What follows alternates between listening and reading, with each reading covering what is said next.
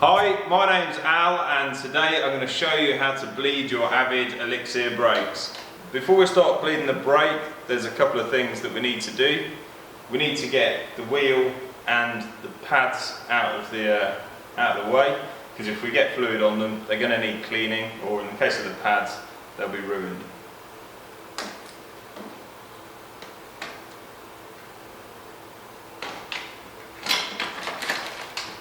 Pop the wheel out,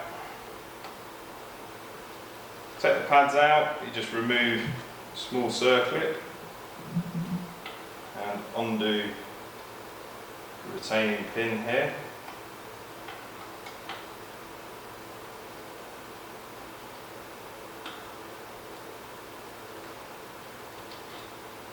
Pin comes out, the pads come straight out from the top, so put those somewhere safe. With the pads out of the equation, we need to put a spacer in between the pistons, otherwise they'll get pushed out during the bleed process. So you get one of these bleed blocks in the bleed kit, it just drops in like so. Before we get the actual syringes out, we need to make a couple of adjustments. First of all, the reach adjustment. So on this particular Elixir 5, got an Allen key adjustment here. We need to adjust that so that the reach is at a mid-setting, around about 75 mil away from the centre point of the bar. If we don't do this, we won't be able to bleed the brake at all. It will block the port, block the bleed port, you won't get any fluid through the system. So it's very important that we do that. Also, if you've got one of the fancier brakes, you'll have a bite point adjustment here. You need to make sure that's wound clockwise all the way in before you start bleeding it. Okay, so we've prepped the bike, now it's time to prep ourselves and the syringe. So you'll see I've donned some rubber gloves, nitrile gloves and some protective glasses. I've got dot fluid in my eyes before and it's not a lot of fun. So we've filled the syringe half full, one of the syringes from our Avid bleed kit, with fresh dot 5.1 fluid. It's very important that it's from a fresh bottle. If it's been left lying around for ages, forget about it, get yourself some new stuff. So our syringe is half full of fluid. We get rid of as much of the air as we can, so hold it upright, push the plunger in until fluid starts to come out the end of the syringe. Then we can degas the fluid. In order to do that, we need to close the clamp here on the hose, and then we can pull the plunger down. Give the syringe a tap. This will release any air that's trapped in the fluid. Degas it, it's unique to Avid. You need to do this for 20 or 30 seconds, and then we need to repeat the step, removing any of the air from the syringe. Really important that there's none in there at all.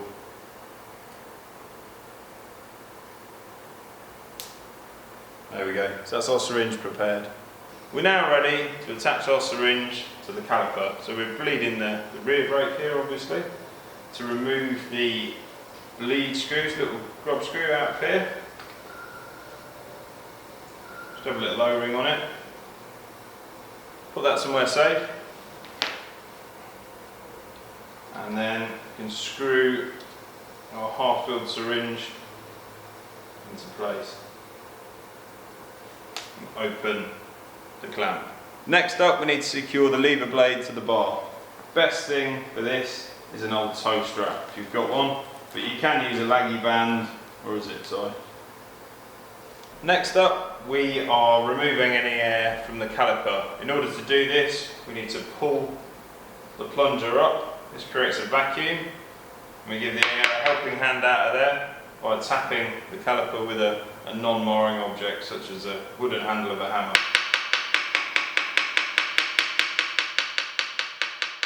You should see air bubbles travelling out the caliper, up the hose, into the syringe. You need to repeat this several times, so lower the plunger back down slowly and pull it back out again.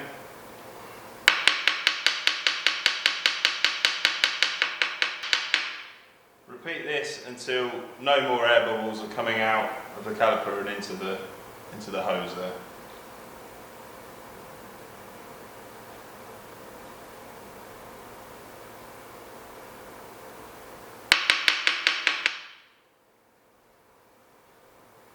When you're happy, close the hose clamp there. Next up, we need to remove the bleed screw from the lever.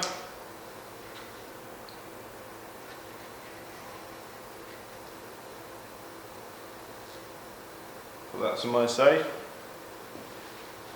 And attach the second empty syringe.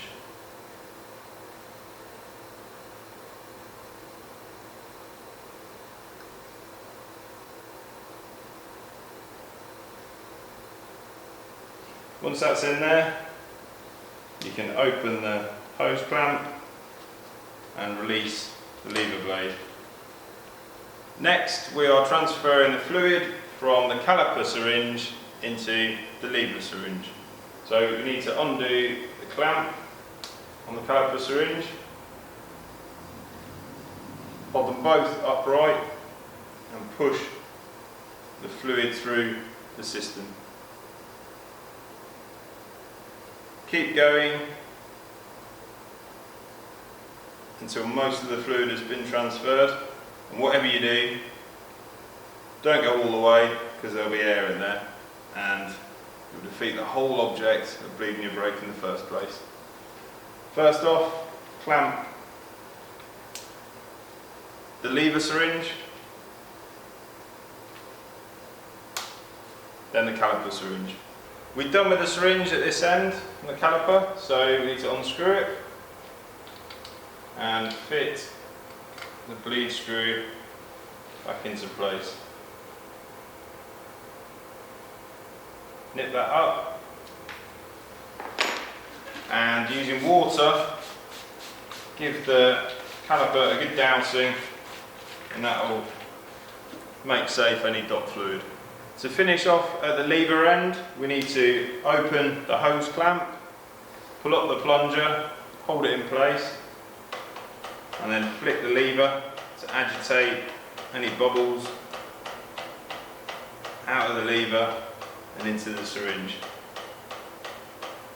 When you're happy that no more bubbles are coming out, gently lower the plunger and close the clamp. With that done, we can remove the syringe from the lever.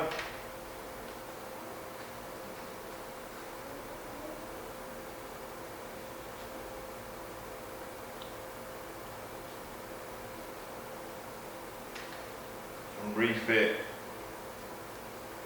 the bleed screw.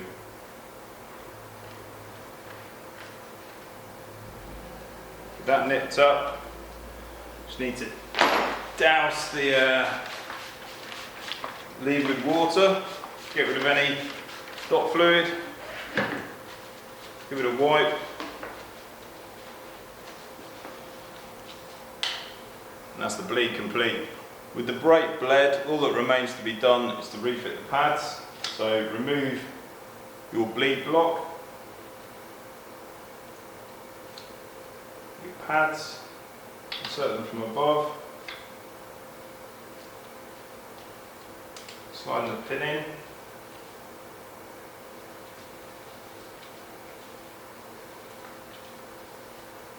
nip that up,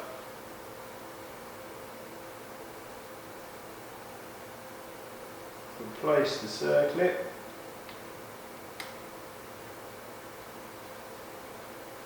and before you fit the wheel, use the other end of the bleed block, so this is the pad spacer, to correctly space the pistons apart. Push it in, take it out. So it's all back together now, it's all been bled. It's a good idea to check for any leaks and to give the bike a bit of a ride in a safe environment before you hit the trails. Thanks for watching, see you next time. Cheers, see ya.